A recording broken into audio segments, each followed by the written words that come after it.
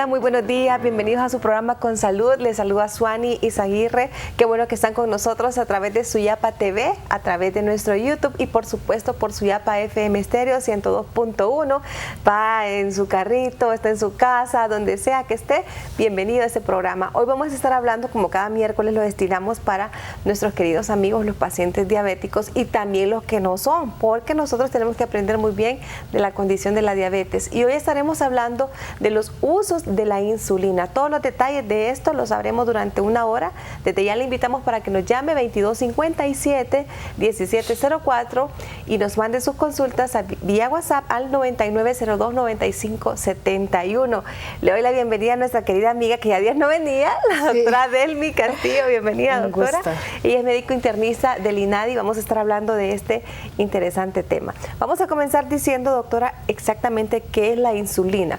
Siempre lo menciono y no cabe repetirlo, ¿verdad? No hay que dejar el espacio para no repetirlo, porque cuando la gente le dice, bueno, doña María, bueno, doña Suani, va a necesitar usted el uso ya de insulina, ¿verdad? Porque ya el medicamento no está causando un efecto que queremos, entonces va a necesitar insulina. Y la persona entra en una negativa. Y uno de los tabúes que existen es que la persona asegura que puede quedar ciega al usar la insulina. ¿Es esto cierto o no?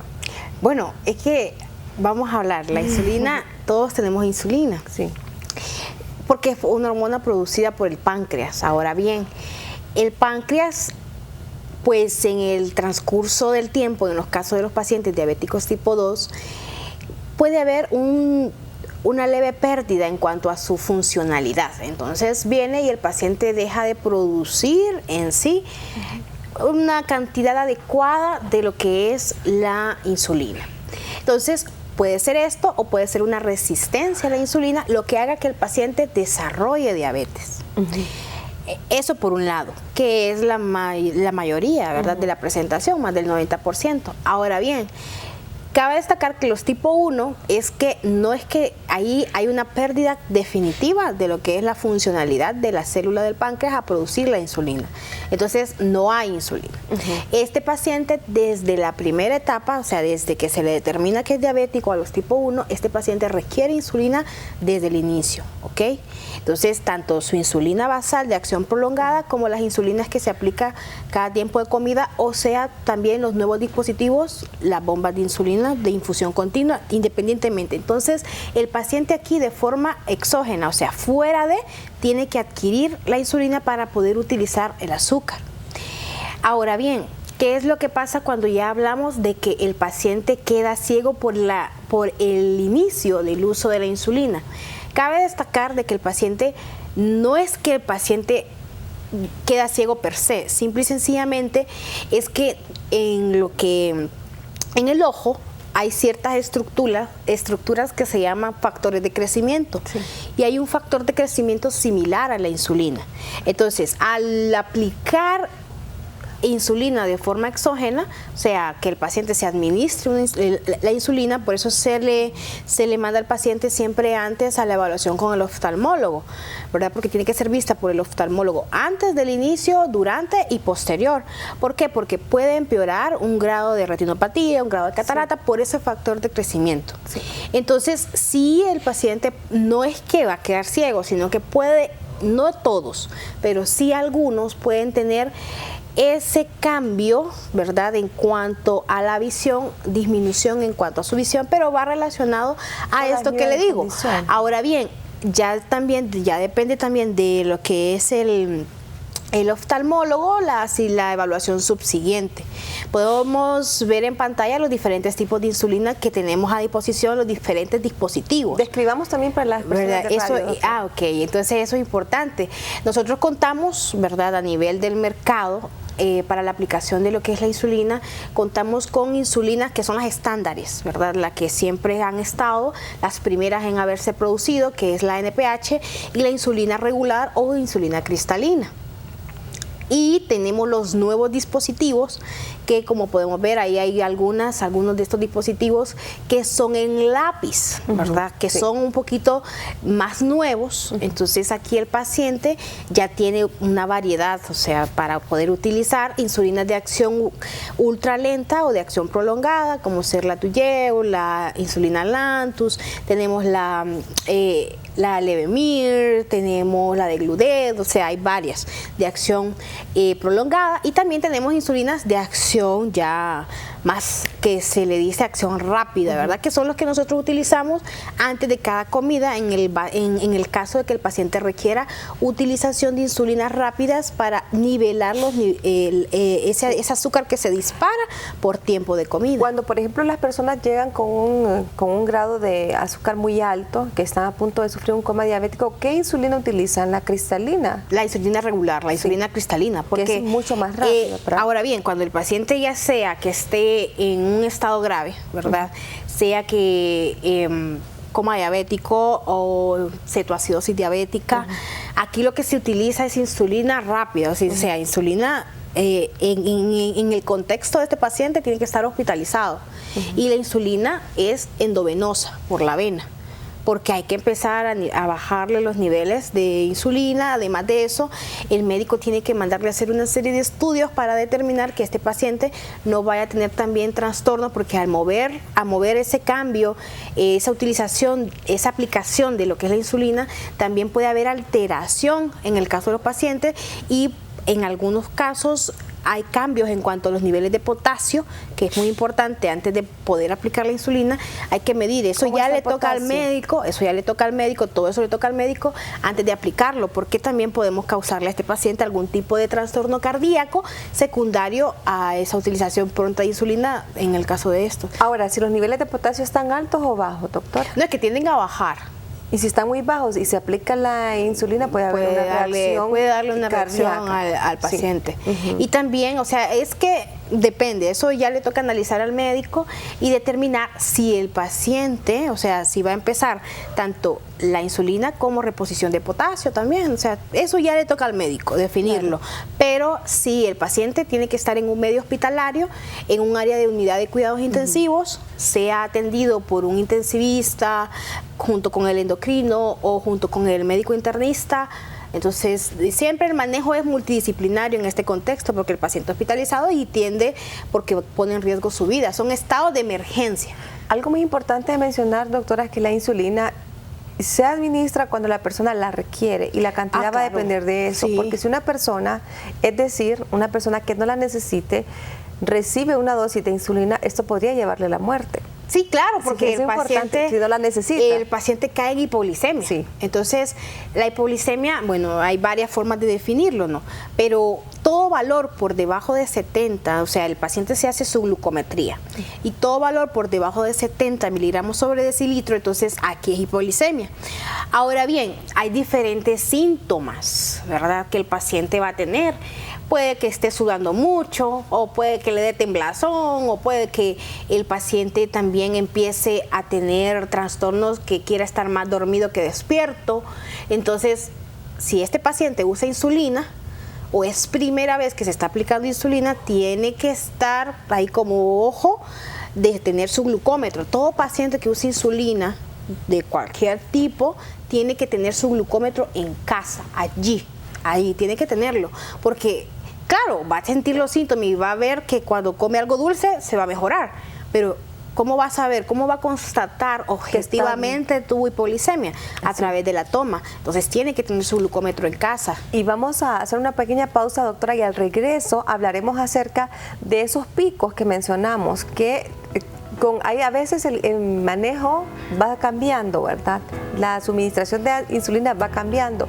Es decir, si a usted le dicen tiene tantas unidades en la mañana, tantas por la tarde, o solo tantas unidades en una vez al día, no quiere decir que ese va a ser el tratamiento que va a seguir toda la vida. Puede ir cambiando, y es lo que pasa con muchas personas que se retiran, van al médico y le dicen, bueno, doña María, doña Suani, vamos a ponerle el ejemplo.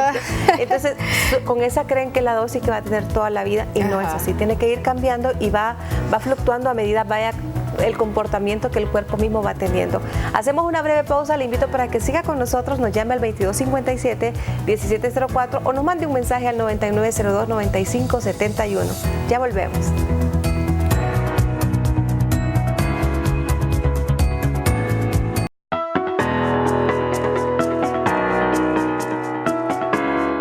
Qué bueno que sigue en nuestra compañía. Estamos con la doctora Delmi Castillo, médico internista del Instituto Nacional de Diabético, hablando del uso de la insulina. Cuando de insulina se habla, hay muchas interrogantes, muchas dudas de las personas, porque de repente dicen, bueno, doctora, entonces, ¿cuál es la mejor? Yo quiero la mejor, pero todo va a depender del el tipo de paciente, si tiene una condición alterna, ¿verdad?, a la diabetes, si es hipertenso, si es paciente renal.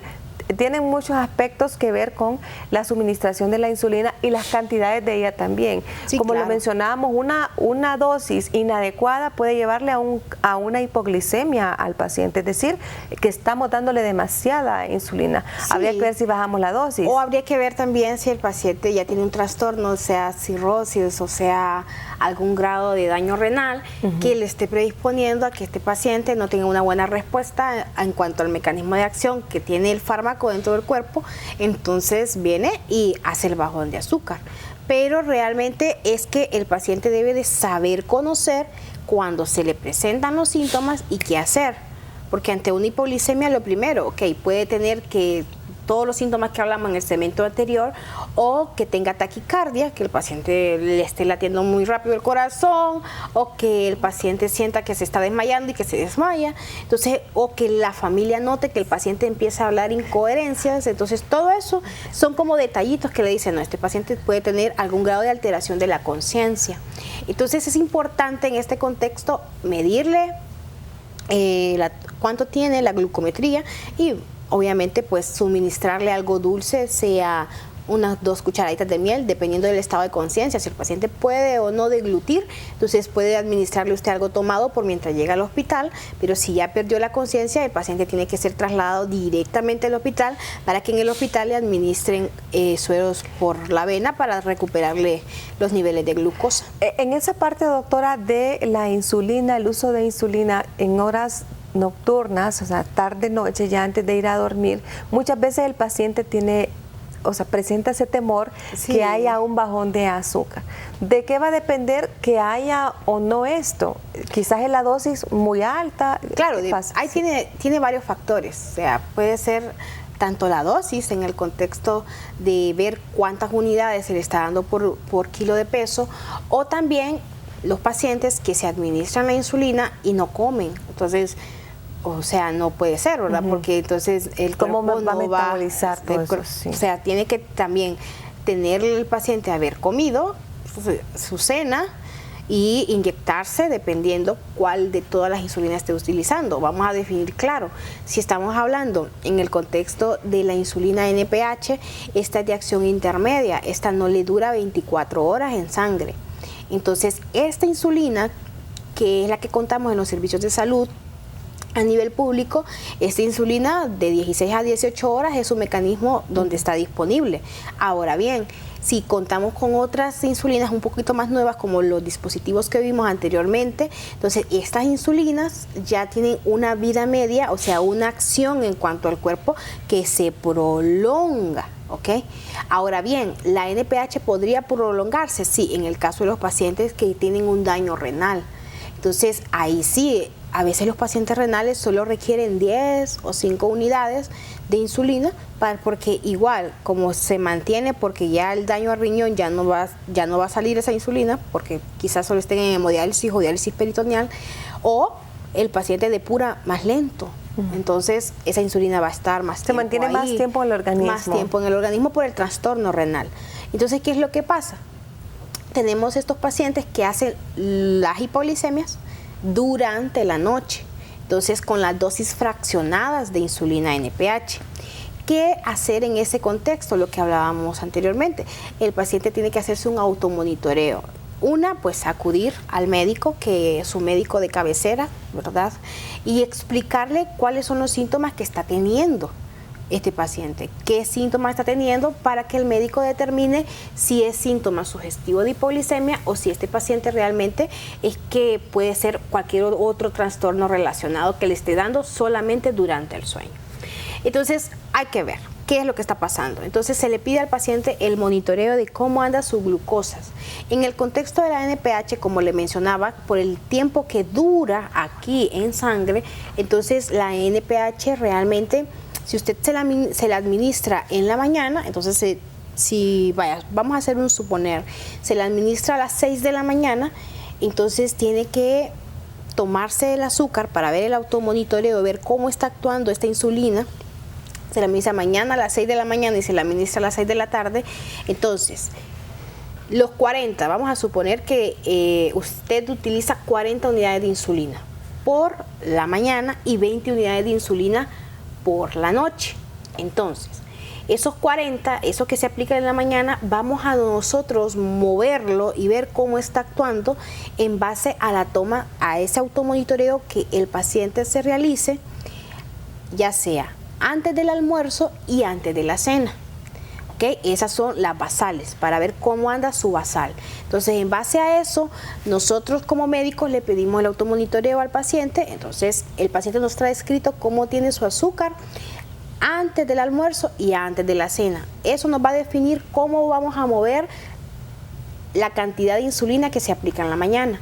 Ahora, para hacer un cambio de la insulina que se aplica por la noche, en el caso de la NPH, este paciente, si se le inyecta a las 6 de la tarde, entonces aquí le vamos a pedir al paciente que se tome el azúcar antes del desayuno, la glucosa de ayuno, o sea, esa glucosa de ayuno, y que se levante en la madrugada.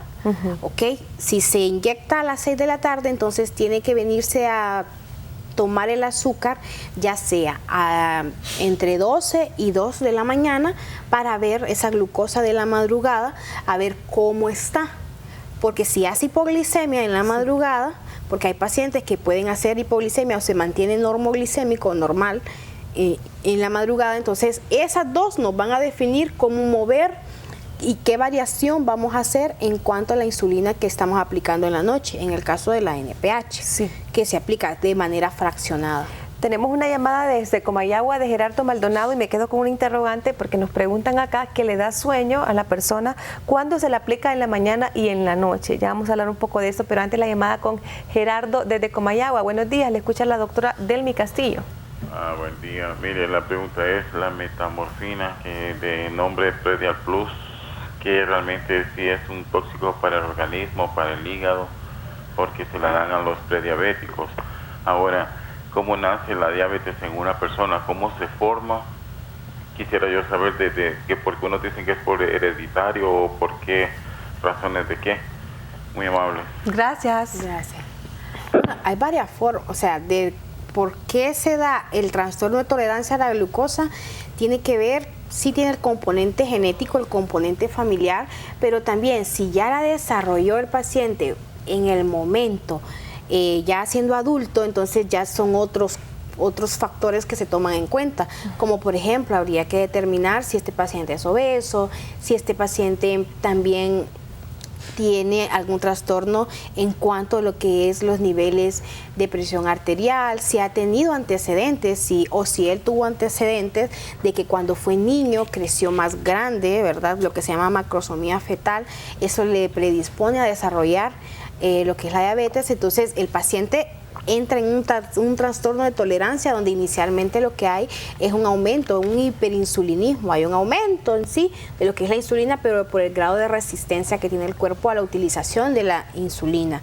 Entonces por eso es que se le da la metformina, independientemente de cualquier casa farmacéutica. Él mencionó una presentación farmacéutica porque me imagino que es la que él está consumiendo. Entonces, esa es las diferentes presentaciones que encontramos en el mercado, pero en sí la metformina lo que nos hace es disminuir la producción de glucosa hepática y además de eso nos ayuda para que el cuerpo pueda utilizar la insulina que ya anda circulante. Entonces, la metformina nos ayuda a que el cuerpo pueda captar captar esta insulina y pueda utilizarla.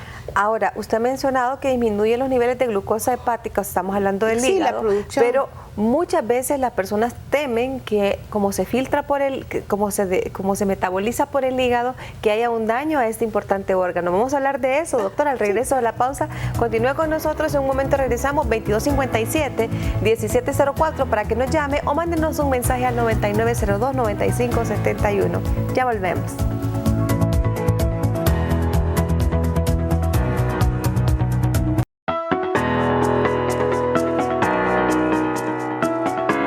Continuamos en su programa Con Salud, nos quedamos con una pregunta, ¿verdad? Sí. Que nos decía la paciente que le da sueño cuando se aplica la insulina por la mañana y por la noche. Aquí me está diciendo le pregunté que cuántos ella utilizaba y me dice que 40 unidades, pero me imagino que la distribuye durante el día, esas 40 unidades. Sí, entonces yo creo que lo adecuado, lo que yo le recomiendo a la paciente que nos está viendo es que se haga su monitoreo. En primera, tiene que tener usted en su casa su glucómetro.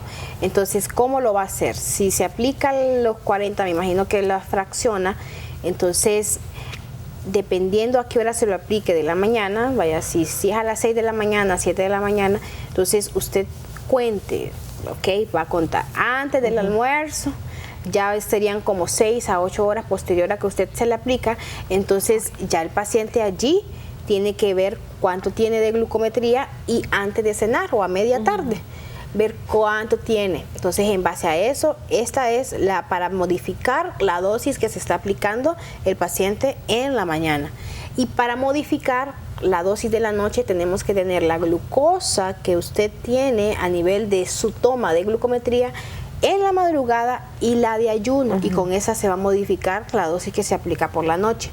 Entonces haga esto por lo menos 3 días antes de ir a su siguiente consulta con su médico, y para que el médico haga el cambio y ver cuántas unidades tiene que disminuir en este caso. Ojo con lo que ha dicho la doctora Delmi, el médico, no es que usted dice, ay, pues me quiero comer un pedacito más de pastel, entonces voy a aumentar la dosis. No, fíjese que eso lo hacen mucho.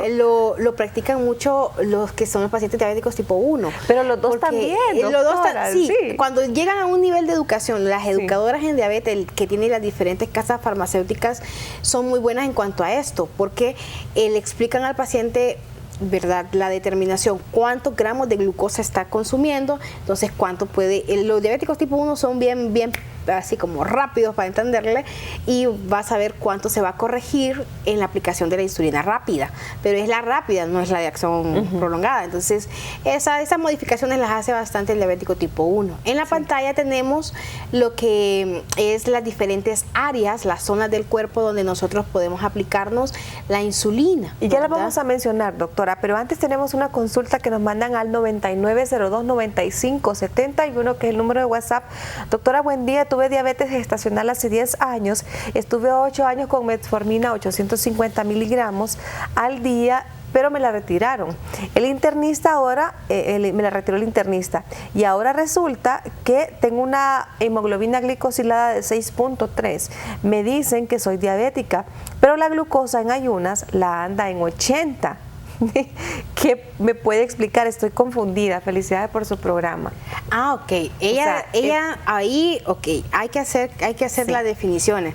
Ya tiene un factor de riesgo para desarrollo de diabetes. No sé si es obesa, no sé qué otros trastornos tiene agregados, pero ya tiene uno que tuvo diabetes gestacional, que es este trastorno de alteración a la glucosa que se da en el momento del embarazo, pero que posterior al embarazo se hacen las siguientes determinaciones a través de exámenes y ya no es diabética. Entonces tuvo diabetes gestacional, pero bueno, siguieron el manejo. Esa fue determinación de quien la estaba evaluando en ese momento. Pero ahorita cumple un criterio para prediabetes, ¿ok? Porque tiene la hemoglobina glicosilada.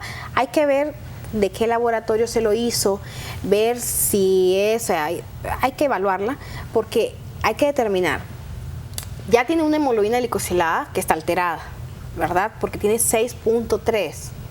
6.3 dijo. 6.3. 6.3. Pero en ayunas le sale en 80. Sí, en ayunas le sale en 80. Pero 80, hay que hacerle la glucosa 2 horas postprandiales posterior a la carga de 75 gramos de glucosa anhídrida, que eso lo hacen en los laboratorios, y ver cómo está esa curva, ver cómo va. Sí, es importante mencionar, doctora, ella nos manda otra información, dice que sí está obesa y que está pasando por un proceso de cáncer de mama. Entonces ya tiene esta otra comorbilidad, que en el contexto tiene un grado de obesidad, tiene antecedentes de diabetes gestacional, entonces está en un estado de prediabetes, pero hay que hacer las otras pruebas determinantes. Le recomiendo que vaya a su médico, que vaya al médico que la mira, al médico de cabecera. En el contexto no sé si es centro de salud, no sé si es hospital a donde ella va, pero tiene que ir, pedirle la curva de tolerancia, ¿verdad? La curva, y también pedir su glucosa en ayunas, los niveles de insulina, ver cómo están los niveles de insulina en esta paciente y ver si requiere uso de nuevamente reiniciarle la metformina, ¿verdad? Para poder bajar, dependiendo cómo estén los niveles de insulina, para ayudarle al cuerpo a que esté metabolizando esta insulina, o que el médico defina con qué tratamiento va a estar. Primera, como ya tiene un grado de obesidad, le recomiendo cambios, es el pilar, cambios en el estilo de vida. Además de los fármacos, el cambio de chip, el cambio de alimentación, actividad física, sí. Vamos a iniciar por ahí para poder mejorar el uso de lo que son estos niveles de glucosa.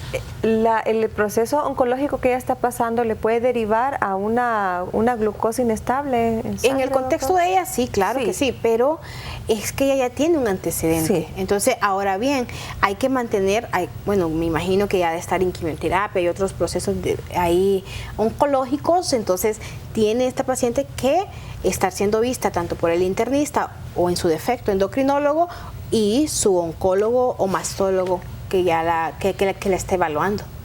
Muy bien, eso es importante. Y vamos a hacer entonces una pequeña pausa, pero antes, doctora, nos trae Janet Lagos los beneficios del mango. Qué rica fruta, ¿verdad? Sí. Que se da tanto en nuestro país. A continuación con usted, Janet.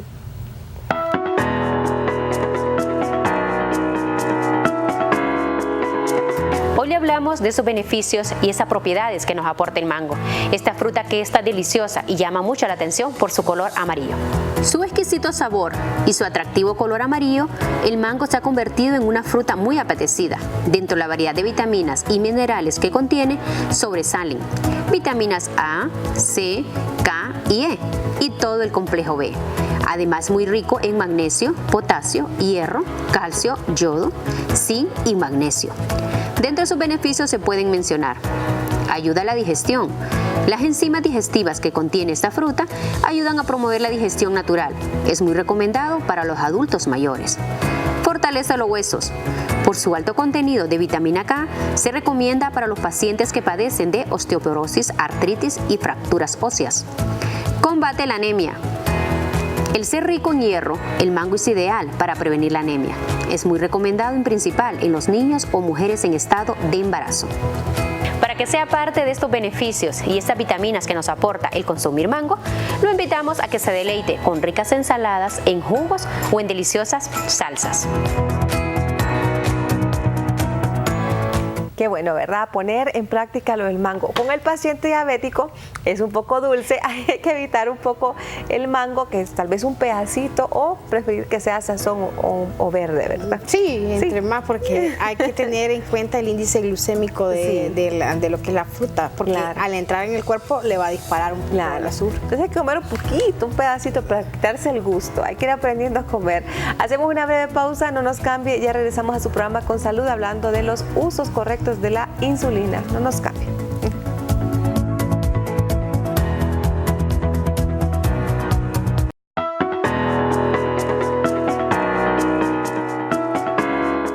Seguimos con este interesante tema en su programa Con Salud hablando del uso de la insulina.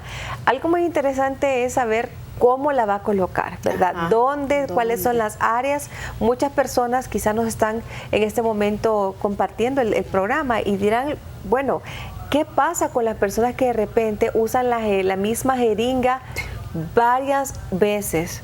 Y muchas veces quizás es otra jeringa, pero en la misma área, es decir, me acostumbré que siempre es en el mismo lugar.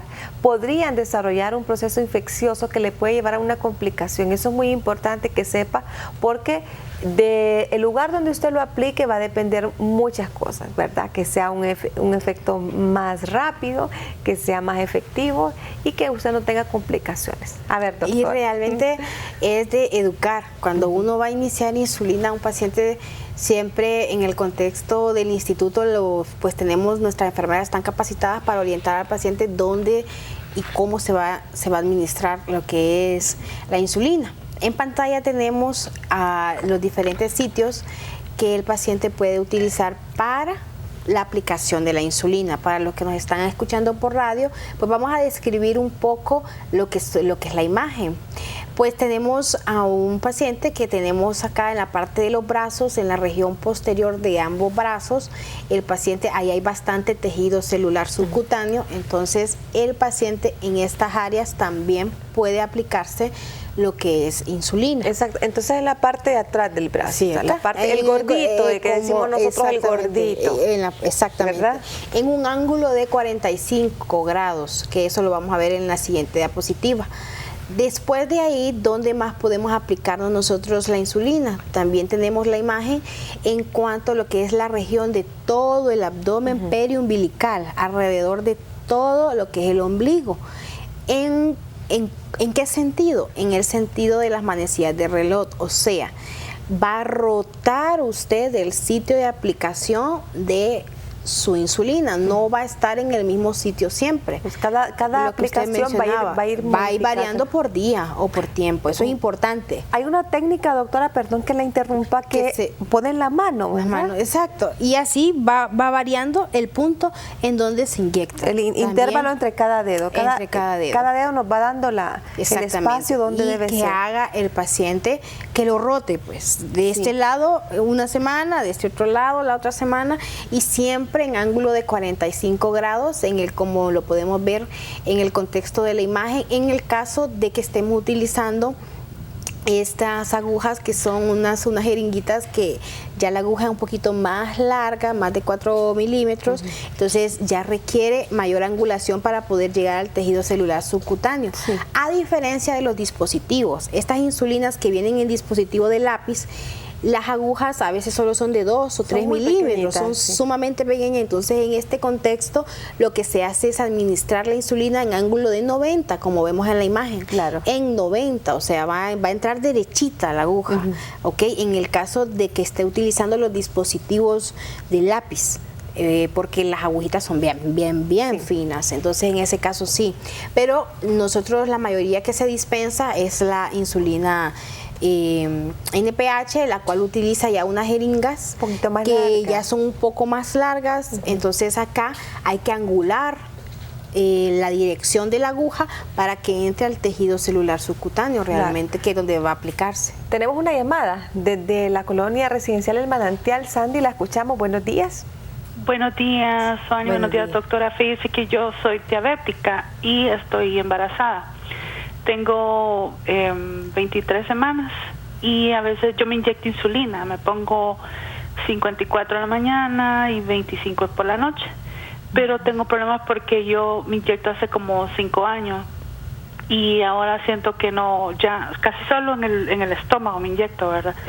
Y ahora siempre siento que me pongo bien dura y morada, entonces me da miedo, no sé, por mi embarazo, ¿verdad? No sé cómo, y en las piernas he probado y me pongo morada.